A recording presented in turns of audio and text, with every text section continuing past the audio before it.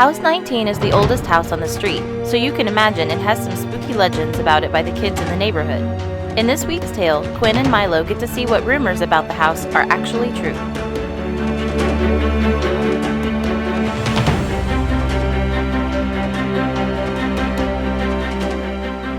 When drawing buildings, it's a good idea to look at some pictures of real architecture to get an idea of what kind of style you want to use. My 5th graders are studying Victorian architecture for their haunted house project in class, so I used some of the examples from my lesson in the design for this house.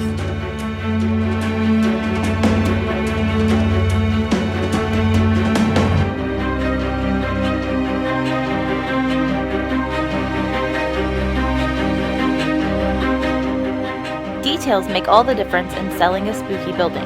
I tried to think of what would happen to an abandoned house over many years. Windows would be boarded up, vines would grow up the walls. Basically, it needs a lot of work.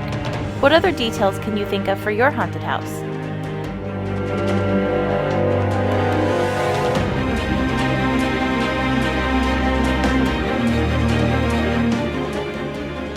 I used the same clear straight edge to help me measure out the edges of the house. Remember though, this is an old house. It doesn't have to look perfect. Any crooked lines will just add character to it.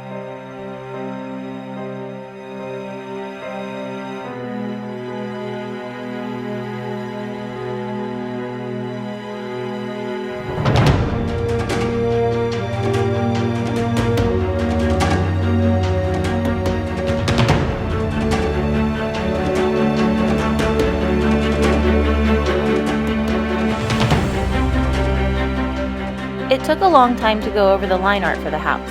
I had to switch to a liner with a really small tip to get into all the details. Be patient and take your time, and you'll be much happier with your results.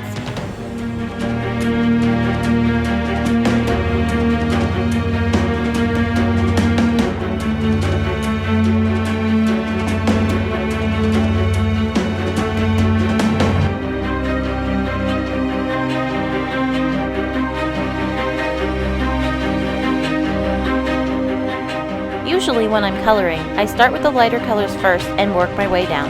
Since the house had so many parts, I jumped around a lot. If you're using markers like I am, be mindful of where your colors are still wet so you don't smudge or smear colors into places you don't want them.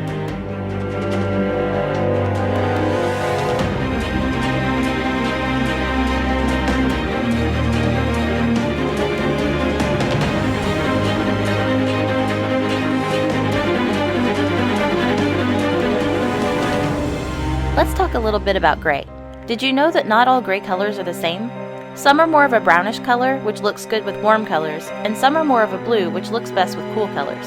Since my house is going to be a reddish purple, I'm using grays with a little brown in them.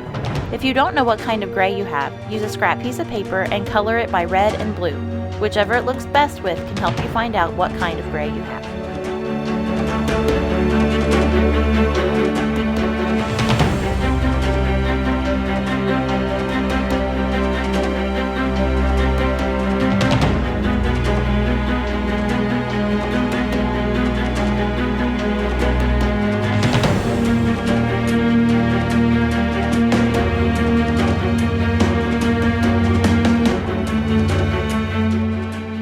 Stairs are always a tricky part of a building for my students to draw.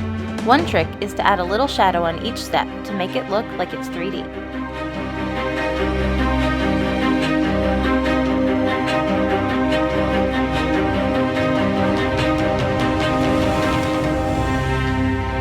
And here we see the finished house.